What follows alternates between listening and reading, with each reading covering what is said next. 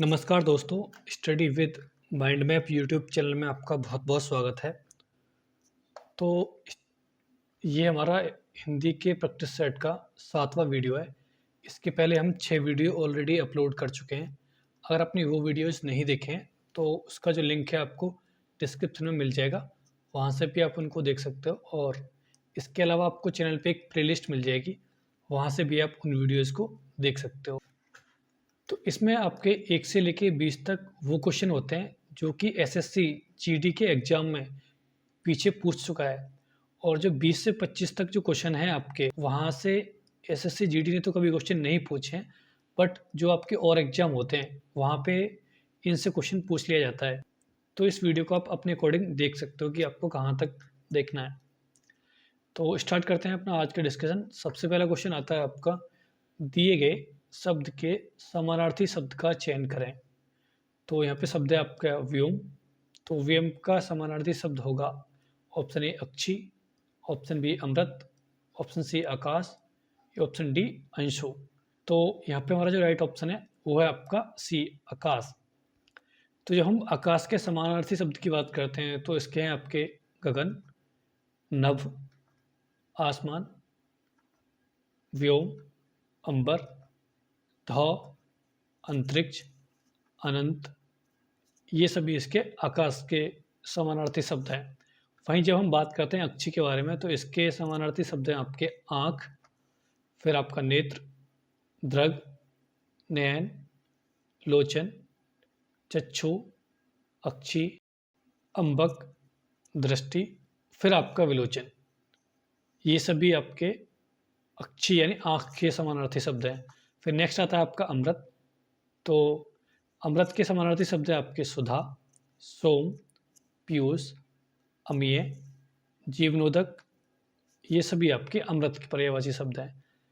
फिर आता है आपका अंशु। तो अंशु के पर्यायवाची शब्द हैं आपके रश्मि, किरण, किरण, मयूख, मरीचि। ये सभी आपके अंशु के पर्यायवाची शब्द हैं, या फिर कहें कि समानार्थी शब्द हैं। फिर नेक्स्ट क्वेश्चन आता है आपका, दिए गए शब्द का विलोम चुनें। और शब्द है आपका क्रोध। तो क्रोध का विलोम कौन सा होगा? ऑप्शन ए हिंसा, ऑप्शन बी दया, ऑप्शन सी क्षमा या ऑप्शन डी गुस्सा। तो यहाँ पे हमारा जो राइट ऑप्शन है वो है आपका सी क्षमा। वही मैं हिंसा के विलोम शब्द की बात करता हूँ तो इसको हो जाएगा आपका अहिंसा। और अगर मैं बात करता हूँ दया तो इसका हो जाएगा आपका निर्दयता। और मैं अगर बात करता हूँ गुस्सा तो इसका हो जाएगा आपका प्यार। अगला क्वेश्चन आता है आपका, रिक्त स्थान की पूर्ति के लिए सबसे उपयुक्त शब्द का चयन कीजिए। तो यहाँ पे आपका वाक्य है, बिच्छू का टैस विषैला होता है। ऑप्शन ए फन, ऑप्शन बी डंक, ऑप्शन सी काटना या ऑप्शन डी दंश। तो यहाँ पे हमारा जो राइट आंसर है वो है आपका बी डंक। अगला क्वेश्चन आता है आपका, चूना लगाना मुहावरे का सही अर्थ है। ऑप्शन ए प्रसन्न करना, ऑप्शन बी धोखा देना, ऑप्शन सी पान खिलाना या ऑप्शन डी चोरी करना। तो यहाँ पे आपका जो राइट ऑप्शन है वो है आपका भी धोखा देना। अगला क्वेश्चन आता है आपका, दिए गए वाक्य के किस भाग में त्रुटि है। और वाक्य है आपका, प्राय लोग दैहिक सुख चाहते हैं। तो इसके किस भाग में त्रुटि है? ऑप्शन ए प्राय लोग वाले भाग में, ऑप्शन बी दैहिक, ऑप्शन सी चाहते हैं या फिर ऑप्शन डी सुख। तो यहाँ पे हमारा जो राइट ऑप्शन है वो है आपका बी दैहिक।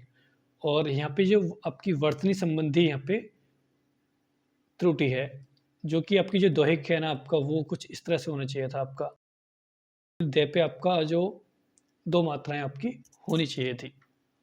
अगला क्वेश्चन आता है आपका, दिए गए वाक्य का वह भाग ज्ञात करें जिसमें कोई त्रुटि है। यदि कोई त्रुटि नहीं है तो कोई त्रुटि नहीं है विकल्प को चुनें। वाक्य है आपका, लगभग गोपाल जानता था कि उसका मित्र बीमार है। तो किस ऑप्शन में आपके यहाँ पे त्रुटि है? ऑप्शन ए लगभग गोपाल जानता था, या फिर ऑप्शन बी कि उसका मित्र, या फिर ऑप्शन सी कोई त्रुटि नहीं है, या फिर ऑप्शन डी बीमार है। तो यहाँ पे हमारा जो राइट ऑप्शन है वो होगा आपका ए लगभग गोपाल जानता था। तो यहाँ पे जो शब्द है ना लगभग, इसकी जगह पे शायद आपका ये आना चाहिए था। तो इस तरह की यहाँ पे त्रुटि है। अगला क्वेश्चन आता है आपका, सही वर्तनी वाले शब्द का चयन कीजिए। तो जो आपका शब्द है ना अत्यधिक, इसको आपको सही वर्तनी में चुनना है। तो किस ऑप्शन की जो वर्तनी है वो शुद्ध है? ऑप्शन ए की, या फिर ऑप्शन बी, ऑप्शन सी, या फिर ऑप्शन डी? तो यहाँ पे हमारा जो राइट ऑप्शन है वो है आपका ए, ये वाली अत्यधिक, जो कि आपकी सही वर्तनी है।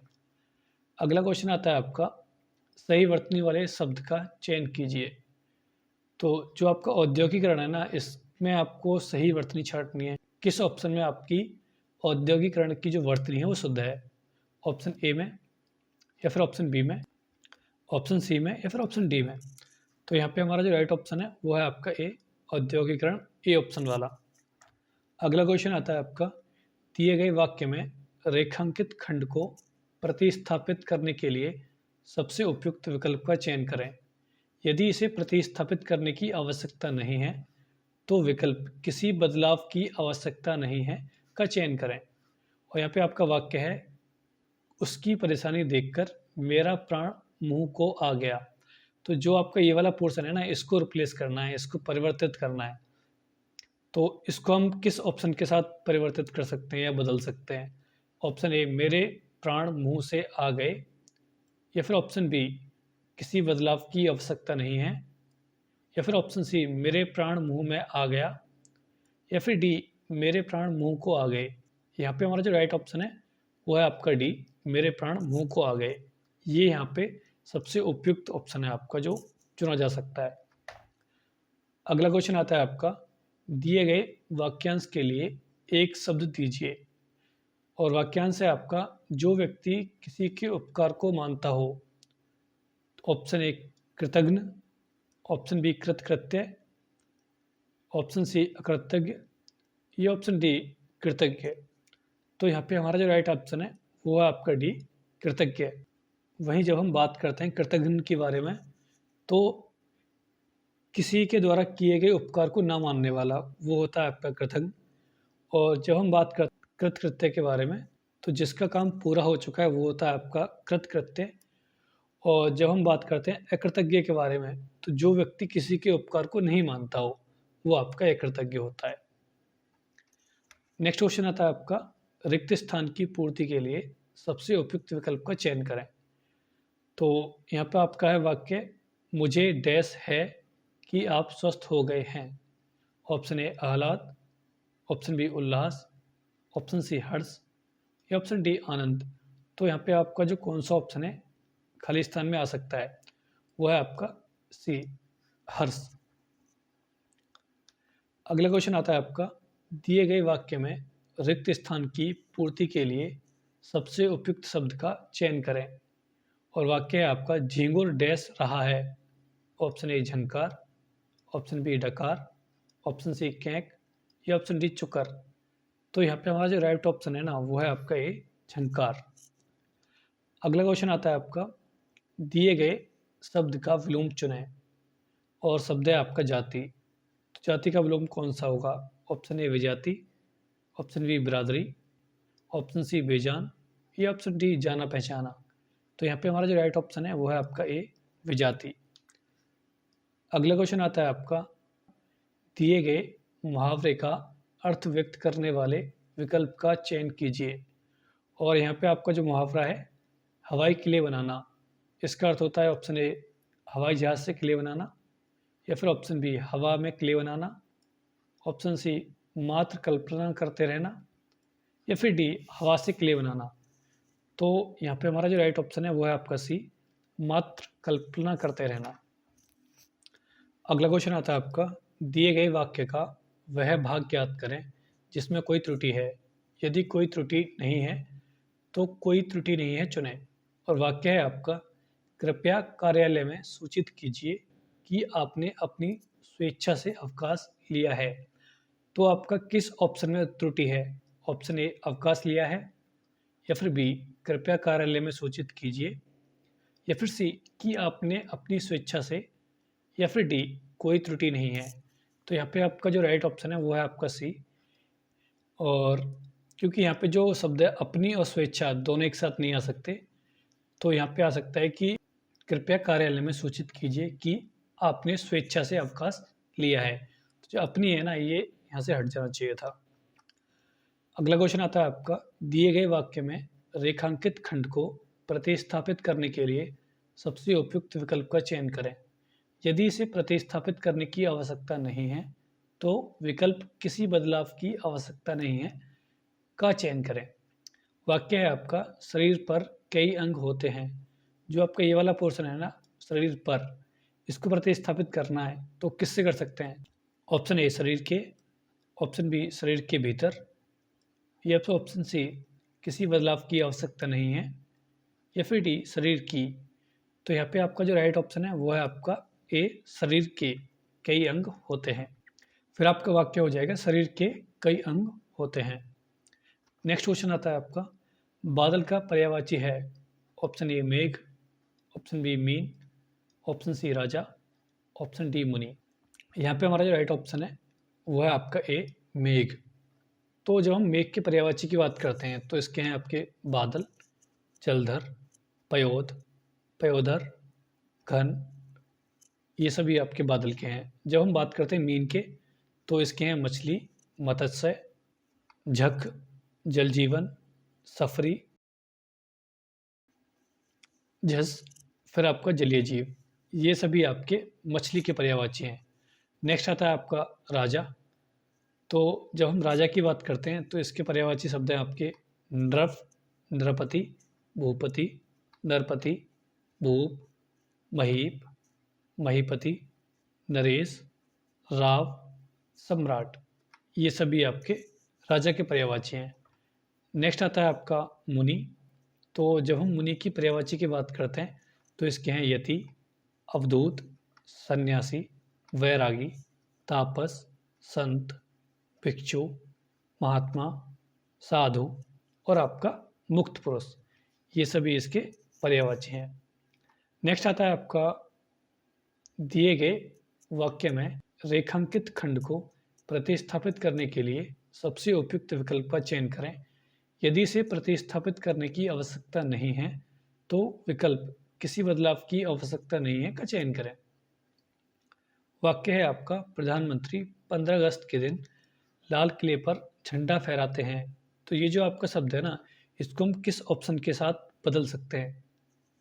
तो ऑप्शन ए किसी बदलाव की आवश्यकता नहीं है, ऑप्शन बी लाल किले पर झंडा फहराता है, ऑप्शन सी लाल किले पर झंडा फहराते हैं, या फिर ऑप्शन डी लाल किले पर झंडा फहराते हैं। तो यहाँ पे हमारा जो राइट ऑप्शन है वो है आपका ए किसी भी बदलाव की आवश्यकता नहीं है। अगला क्वेश्चन आता है आपका, दिए गए वाक्यांश के लिए एक शब्द चुनें। तो वाक्यांश है आपका, जो कई भाषा बोलता हो। ऑप्शन ए मितभाषी, ऑप्शन बी वाचाल, ऑप्शन सी बहुभाषी, या ऑप्शन डी अल्पभाषी। तो यहाँ पे आपका जो राइट ऑप्शन है वो है आपका सी बहुभाषी। जब हम बात करते हैं मितभाषी तो जो बहुत कम बोलता हो वो आपका मितभाषी, और जो आपका बहुत अधिक बोलता हो वो हो गया आपका वाचाल, और जो अल्पभाषी होता है वो कम बोलने वाला जो होता है आपका वो अल्पभाषी होता है। अगला क्वेश्चन आता है आपका, दिए गए वाक्यांश के लिए एक शब्द दीजिए। वाक्यांश है आपका, जिस पर उपकार किया गया हो। ऑप्शन ए उद्धृत, ऑप्शन बी उरण, ऑप्शन सी उत्पादित, या ऑप्शन डी उपकृत। यहाँ पे आपका जो राइट ऑप्शन है वो है आपका डी उपकृत। और जब हम बात करते हैं उद्धृत के बारे में तो किसी भी मत की पुष्टि करने के लिए जो प्रमाण दिया जाता है वो आपका होता है उद्धृत। और जब हम बात करते हैं उरण के बारे में, जिसने ऋण चुका दिया हो वो होता है आपका उरण। और जब हम बात करते हैं उत्पादित तो पैदा किया हुआ जो होता है वो आपका उत्पादित होता है। अगला क्वेश्चन आता है आपका, भाव जिसके हृदय में रहते हैं उसे कहते हैं। ऑप्शन ए आश्रय, ऑप्शन बी आलम्बन, ऑप्शन सी उद्दीपन, या ऑप्शन डी आलम्बन एवं उद्दीपन। तो यहाँ पे आपका जो राइट ऑप्शन है वो है आपका ए आश्रय। जब हम बात करते हैं रस के बारे में तो रस के आपके 4 अंग होते हैं, स्थायी भाव, विभाव, अनुभाव, संचारी भाव, ये आपके 4 अंग होते हैं। और जो आपका विभाव होता है वो 2 प्रकार का होता है, आलम्बन और उद्दीपन। और जो आलम्बन होता है वो दो प्रकार का होता है, आश्रय और विषय। वहीं जब हम बात करते हैं रस के प्रकार के बारे में, तो रसों की संख्या होती है 11। इसमें आपका श्रृंगार रस, हास्य रस, करुण रस, वीर रस, रौद्र रस, भयानक रस, विविध, अद्भुत, शांत, वात्सल्य और भक्ति, ये आपके 11 रस हैं। अगला क्वेश्चन आता है आपका, भूतकाल के भेद होते हैं। Option A 2, option B 4, option C 6, option D 8। तो यहाँ पे हमारा जो राइट ऑप्शन है वो है आपका सी 6। जब हम काल की बात करते हैं तो काल आपके 3 प्रकार के होते हैं, भूतकाल, वर्तमान काल और आपका भविष्य काल। भूतकाल आपका 6 प्रकार का होता है, सामान्य भूत, आसन्न भूत, पूर्ण भूत, संदिग्ध भूत, अपूर्ण भूत और हेतु हेतु। वहीं जब हम बात करते हैं वर्तमान काल के बारे में, तो भी आपके 6 प्रकार के होते हैं, सामान्य वर्तमान काल, अपूर्ण वर्तमान काल, पूर्ण वर्तमान काल, संदिग्ध वर्तमान काल, तात्कालिक वर्तमान काल और आपका संभाव्य वर्तमान काल।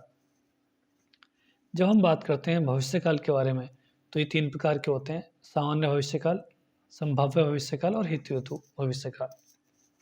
अगला क्वेश्चन आता है आपका, पुरुषवाचक सर्वनाम के कितने प्रकार होते हैं। Option A 4, option B 5, option C 8 या फिर ऑप्शन डी 3। तो यहाँ पे आपका जो राइट ऑप्शन है वो है आपका डी 3। जब हम सर्वनाम की बात करते हैं तो संज्ञा के स्थान पे जो शब्द आपके प्रयोग किए जाते हैं वो आपके सर्वनाम होते हैं, और इनकी जो संख्या होती है वो होती है 6। प्रश्नवाचक, संबंधवाचक, अनिश्चयवाचक, निश्चयवाचक, निजवाचक और आपका पुरुषवाचक। जो आपका पुरुषवाचक होता है वो आपका 3 प्रकार का होता है, उत्तम पुरुष, मध्य पुरुष और आपका अन्य पुरुष।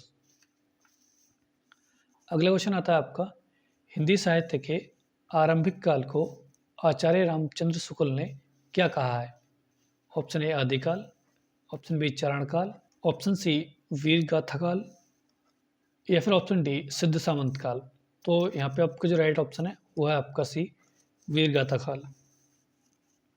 तो जब हम हिंदी साहित्य की बात करते हैं तो उसको हम 4 भागों में बांट सकते हैं, आदिकाल, भक्तिकाल, रीतिकाल और आधुनिक काल। अगला क्वेश्चन आता है आपका, पल्लव के रचयिता हैं। Option A Premchand, option B Agyeya, option C Sumitra Nandan Pant या फिर डी जैनेन्द्र। तो यहाँ पे आपका जो राइट ऑप्शन है वो है आपका सी सुमित्रा नंदन पंत। इनकी प्रमुख रचनाएं आपकी कला और बूढ़ा चांद, लोकायतन, चिदम्बरा, युगांत, मुक्ति यज्ञ, सत्यकाम, स्वर्ण किरण, फिर आपका वीणा, उच्छ्वास, पल्लव, ये सभी आपकी सुमित्रा नंदन पंत की महत्वपूर्ण रचनाएं। तो ये था हमारा प्रैक्टिस सेट 7। और प्रैक्टिस सेट आपको कैसा लगा है कमेंट सेक्शन में ज़रूर बताइए। और हाँ, वीडियो आपको अच्छा लगा है तो वीडियो को लाइक करिए, ज़्यादा से ज़्यादा आप लोगों के साथ शेयर भी करिए।